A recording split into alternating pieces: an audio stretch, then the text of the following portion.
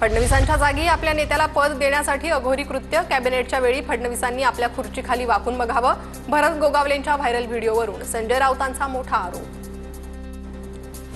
मंत्रिपद मिळावं म्हणून गोगावलेंचा रायगडावरील शिरकाई देवीला नवस। संभाजी ब्रिगेडकडून भरत गोगावलेंचा पुन्हा जुना व्हिडिओ शेअर। शिवराज्याभिषेक दिनाच्या दिवशी नवस बोलला आणि तो फेडला का? संभाजी ब्रिगेडच्या संतोष शिंदेंचा गोगावलेंवर निशाणा।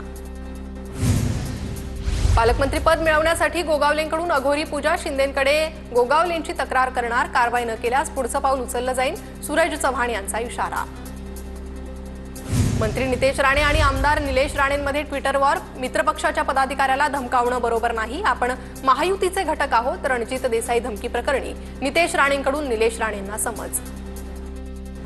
राज ठाकरेंना सोबत घेण्यासाठी शिंदेंच्या हालचाली। शिंदे लवकरच राज ठाकरेंना स्नेहभोजनासाठी आमंत्रित करणार। मंत्री उदय सामंतांवर विशेष जबाबदारी, सूत्रांची माहिती।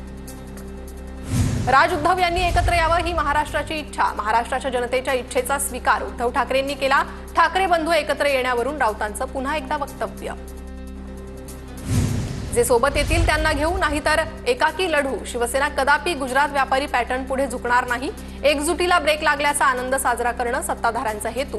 फडणवीस राज भेटीवरून सामनातून भाजप शिंदेंच्या सेनेवर टीका।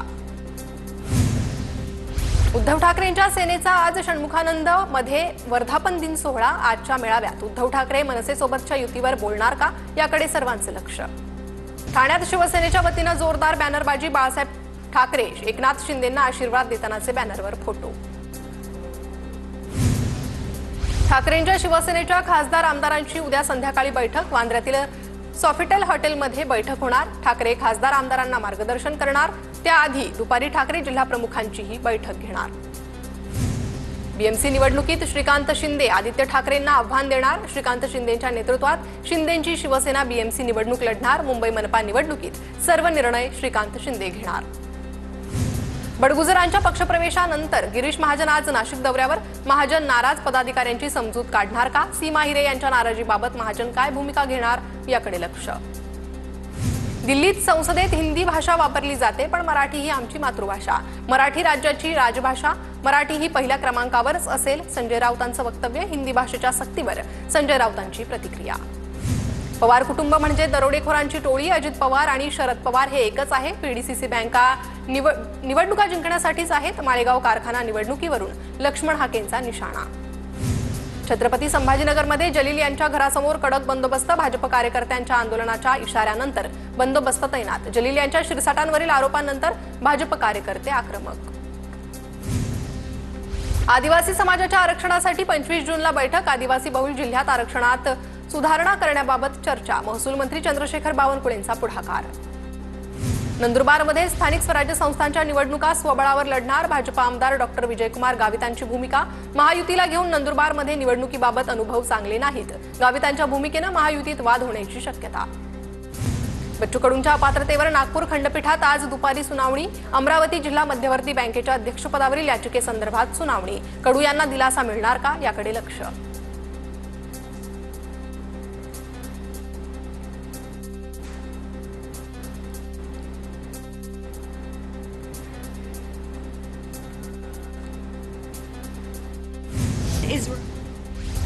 ऑपरेशन सिंधू दरम्यान 110 विद्यार्थी इराणहून भारतात परतले।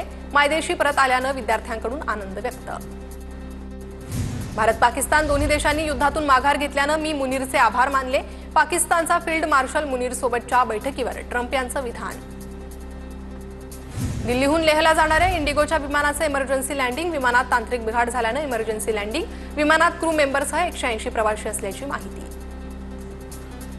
एअर इंडियाकडून आंतरराष्ट्रीय उड्डाणांमध्ये 15% कपात। 20 जून ते जुलैच्या मध्यापर्यंत उड्डाणांमध्ये 15% कपात। अहमदाबाद विमान दुर्घटनेनंतर एअर इंडियाचा निर्णय। एअर इंडिया विमानाच्या 6 दिवसात 83 उड्डाणं रद्द। ईडीने भाजप नेते जे.एम. म्हात्रेंची बँक खाती गोठवली। शासनाची फसवणूक करून वनविभागाची जमीन लाटल्याप्रकरणी कारवाई। पनवेल दादर परिसरातील छापेमारीत 16,05,000 रुपये रक्कम जप्त। मुंबई विमानतळावर कस्टम विभागाची मोठी कारवाई। 25 कोटींच्या ड्रग्जसहित एका जोडप्याला अटक, तर एक महिला देखील अटकेत। हाँगकाँगवरून ड्रग्ज भारतात आणल्याची माहिती।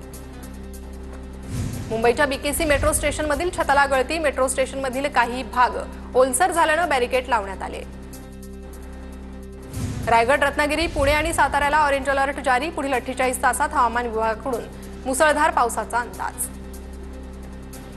पुणे शहरात पावसाचा जोर वाढला. मध्यरात्रीनंतर अनेक भागात पाऊस बरसला.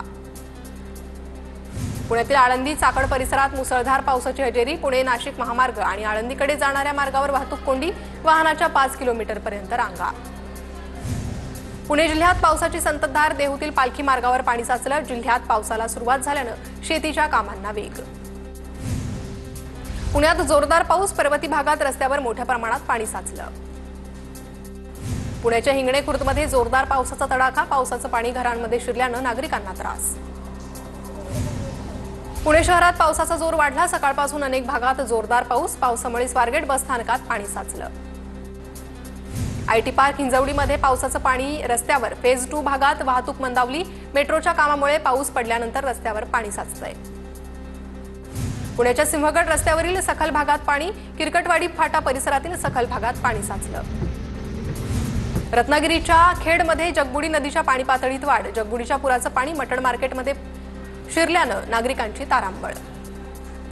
रायगडच्या पालीत अंबा नदीच्या पाणी पातळीत झपाट्यानं वाढ. उन्हेरी फाट्यावरील मुख्य रस्त्यावर पाणी साचल्यानं वाहतुकीसाठी ब्रिज पूर्णपणे बंद.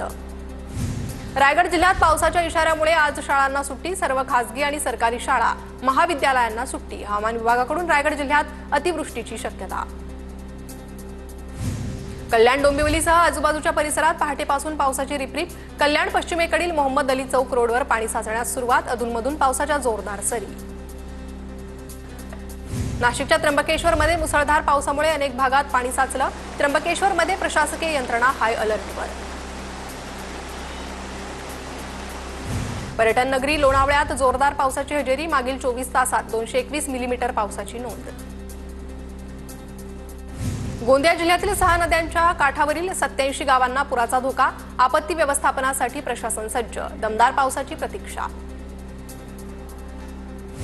अमरावती जिल्ह्यातील अनेक तालुक्यांमध्ये पावसाची उघडीप. शेतकऱ्यांकडून तुषार सिंचन लावून पेरणी सुरू. तर अनेक ठिकाणी पाऊस नसल्यामुळे पेरलेले बियाणे उगवलेच नाही. शेतकऱ्यांवर दुबार पेरणीची संकट येण्याची शक्यता. 3 दिवसापासून कोसळणाऱ्या पावसाच्या मृगसरीमुळे अमरावतीत पेरणीला सुरुवात. 2.5 लाख हेक्टरवर सोयाबीन पेरणी होणार. अचलपूर परिसरात कपाशी लागवड सुरू. नांदेडमध्ये पावसानं पाठ फिरवल्यानं पेरणी केलेले शेतकरी अडचणीत. थोड्याशा ओलीवर पेरलेले बियाणे उगवले, मात्र पावसाअभावी पिकांनी माना टाकल्या. शेतकऱ्यांवर दुबार पेरणीच्या वेळ येण्याची शक्यता. रत्नागिरीच्या चिपळूणमधील कुंभारली घाट निसर्गाच्या सौंदर्यानं खुलला. कुंभारली घाटात ढगाळ वातावरणामुळे पर्यटकांना भुरळ. भोरहून महाडच्या दिशेनं जाणारा टँकर मातीत रुतला. वरंधा घाटातील शिरगाव गावच्या हद्दीतील घटना. सुदैवानं कोणतीही जीवितहानी नाही. मराठवाड्यातील 376 गावांची तहान. अद्यापही टँकरवर. 376 गावं वाड्यांमध्ये.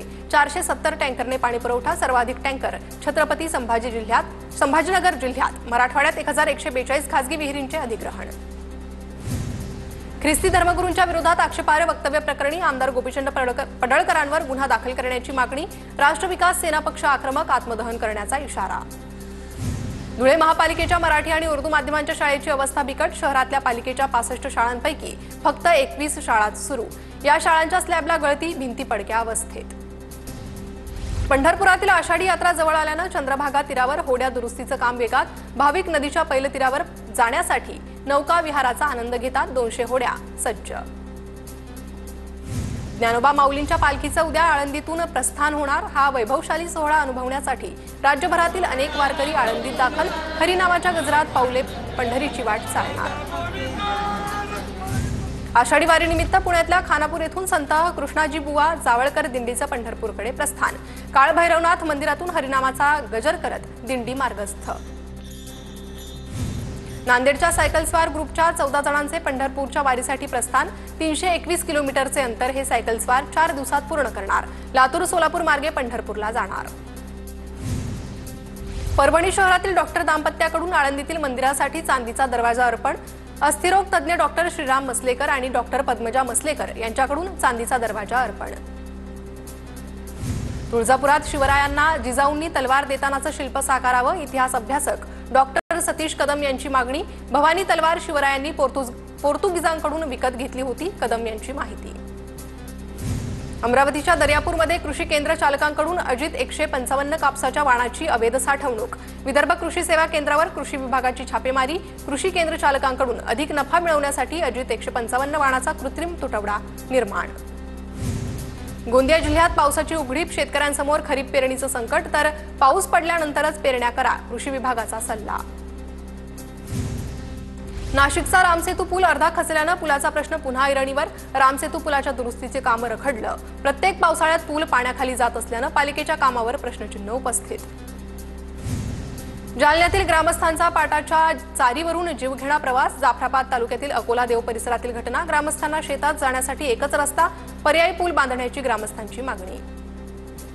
वाशिममध्ये गटविकास अधिकाऱ्यांवर पैसे फेकणाऱ्या सरपंचावर गुन्हा दाखल. अधिकाऱ्यांनी घरकुल लाभार्थ्यांचे पैसे न दिल्याचा सरपंचांचा आरोप. सोलापूरच्या करमाळ्यात शेतकऱ्यांच्या प्रश्नावरून राष्ट्रीय समाज पक्ष आक्रमक. सरसकट कर्जमाफीसह नुकसानग्रस्तांना तातडीनं मदत करण्याची मागणी. दखल न घेतल्यास आंदोलनाचा इशारा. मालेगावात मातृत्व कर्तव्याची सांगड घालणाऱ्या आरोग्य सेविकेचा व्हिडिओ समोर. आरोग्य सेविका वैशाली अढांगळेंकडून कर्तव्यावर असताना 9 महिन्याच्या बाळाचा सांभाळ. आरोग्य विभागाच्या बैठकीत सहभागी. साताऱ्याच्या कराडमध्ये रिक्षा चालवणाऱ्या 65 वर्षीय आजींकडून पक्क्या लायसन्ससाठी आरटीओ कार्यालयात ट्रायल. 65 वर्षीय रिक्षाचालक आजींना 8 दिवसात लायसन्स देण्यात येणार. अरण्य ऋषी पद्मश्री पुरस्कार विजेते मारुती चितमपल्ली काळाच्या पडद्याआड. 93व्या वर्षी घेतला अखेरचा श्वास. एप्रिल महिन्यात राष्ट्रपतींच्या हस्ते पद्मश्री पुरस्कारानं सन्मान झाला होता. मुख्यमंत्री देवेंद्र फडणवीस आणि उपमुख्यमंत्री अजित पवार यांच्याकडून श्रद्धांजली. नागपुरातील बनावट शालार्थ आयडी घोटाळा प्रकरणातील आरोपी सतीश मेंढेंचा अटकपूर्व जामीन अर्ज फेटाळला. तपासासाठी अटक आवश्यक असल्याचं सत्र न्यायालयाचं निरीक्षण. न्यू इंडिया कोऑपरेटिव्ह बँकेतील कर्ज गैरव्यवहार प्रकरण. तत्कालीन अध्यक्षांसह 12 जणांविरोधात गुन्हा. बँकेचे 24,93,00,000 रुपयांचं नुकसान केल्याप्रकरणी गुन्हा. कल्याण डोंबिवली महापालिकेकडून सुरू असलेल्या काँक्रिटीकरणाच्या कामांच्या दर्जाबाबत माजी नगरसेवकांकडून प्रश्नचिन्ह. महानगरपालिकेचे मटेरियलचे रेकॉर्ड गायब. कामाच्या गुणवत्तेचा खेळखंडोबा करणाऱ्या अधिकाऱ्यांवर कारवाई करा, शिंदेंच्या शिवसेनेची मागणी. केडीएमसीतील रुक्मिणीबाई शास्त्रीनगर आणि वसंत व्हॅली रुग्णालयाला नोटीस. रुग्णवाहिकेअभावी मृत्यूच्या प्रकरणानंतरही रुग्णालयात सुधारणा नाहीच. तिन्ही रुग्णालयांच्या प्रमुखांना शिस्तभंगाची नोटीस.